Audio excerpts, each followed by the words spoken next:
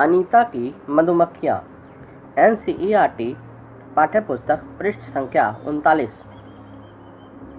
School जाना एक सपना। हिसाब लगाओ कि स्कूल की सभी चीज़ों पर एक साल में तुम्हारा कितना खर्च होता है।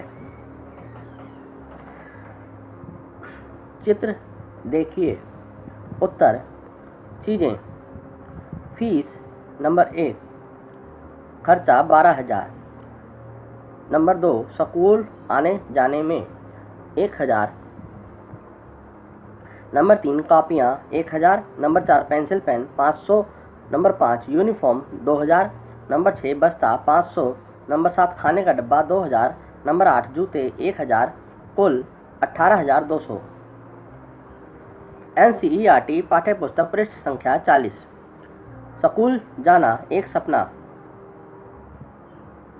तुमने इस साल कितने रुपयों की स्कूल की किताबें खरीदी हैं। उत्तर मैंने इस साल 1,500 रुपये की किताबें खरीदी हैं। तुम अपने स्कूल की यूनिफॉर्म कैसी चाहते हो। उसका चित्र कॉपी में बनाकर रंग भरो। उत्तर मैं सफ़ेद शर्ट, ब्लू पैंट, उजले जूते, काले मोजे, ब्लू टाई तथा ब्लू स्वेटर स्कूल यूनिफॉर्म के रूप में चाहता हूँ। बच्चों के 2 समूह बनाओ। स्कूल में यूनिफॉर्म होनी चाहिए, इस बात पर वाद विवाद करो। उत्तर स्वयं करो। एनसीईआरटी पाठ्यपुस्तक पृष्ठ संख्या 40। स्कूल में।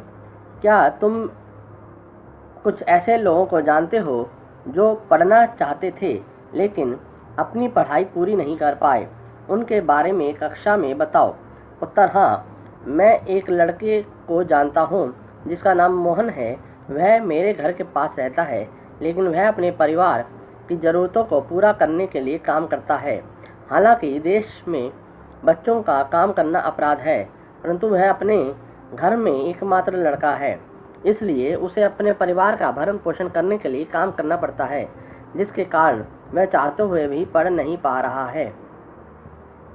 हर बच्चे का हक है कि वह 8वीं तक की पढ़ाई मुफ्त कर सके।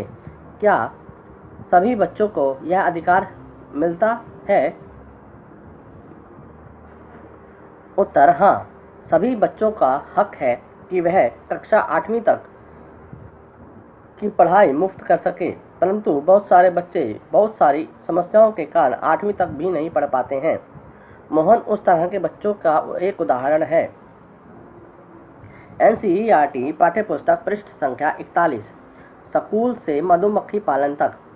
क्या तुमने कीड़ों को फूलों पर आते देखा है। उनके नाम पता करो और लिखो। उत्तर हाँ, मैंने कीड़ों को फूलों पर आते देखा है। वह मधुमक्खियाँ और तितलियाँ थी। कॉपी में उनके चित्र बनाकर रंग भरो। उत्तर चित्र देखिए। वह फूलों पर क्यों आते हैं पता करो। उत्तर वह फूलों का पराग चूसने आते हैं। जब मधुमक्खी उड़ती है तो कैसी आवाज़ करती है, वैसी आवाज़ निकालो। उत्तर वह भन भनाती है, भन भन भन। एनसीईआरटी पाठ्यपुस्तक पृष्ठ संख्या 43। पता करो। तुम्हारे आसपास के इलाके में मधुमक्खी के काटने पर क्या लगाते हैं।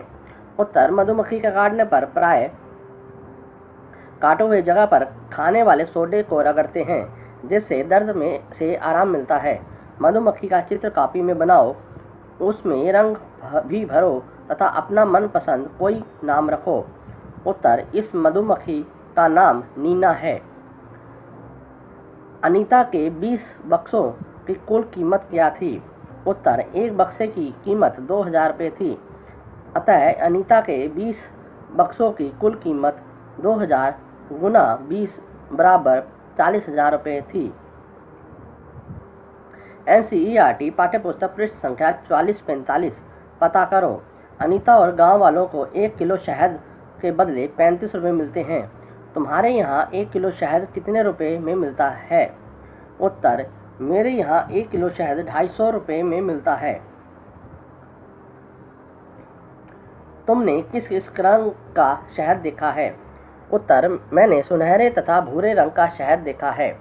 क्या तुम्हारे घर में शहद का इस्तेमाल होता है, किस काम के लिए। उत्तर हाँ, मेरे घर में शहद का इस्तेमाल होता है। हम लोग शहद को रोटी के साथ खाते हैं। वह बहुत स्वादिष्ट होता है। मधुमक्खी के अलावा और कौन से कीड़े हैं जो समूह में रहते हैं? उत्तर, मधुमक्खी के अलावा चींटियां समूह में रहती हैं। तुमने चींटियों का बिल कहाँ कहाँ देखा है? उत्तर, मैंने चींटियों का बिल मैदान में देखा है। वह जमीन के अंदर रहती हैं। क्या तुम्हें लगता है कि किस तरह की चीज़ों पर चींटियां ज़्यादा आती हैं? उनकी सूची बनाओ। उत्तर, चीनी, अनाज के दाने, रोटियां, मिठाई आदि। चींटियों की कतार को देखो और बताओ कि उनका रंग कैसा है। उत्तर, चींटियां काले तथा गहरे भूरे रंग की हैं। NCERT पाठ्य पुस्तक पृष्ठ संख्या 46। क्या तुम्हें कभी चींटी ने काटा है? कैसी थी वह? काली या भूरी, छोटी या मोटी या किसी और तरह की? उत्तर, हाँ, मुझे चींटी ने काटा है। वह एक बड़ी तथा काली चींटी थी। क्या चींटी तुम्हारे पास आती है? कब?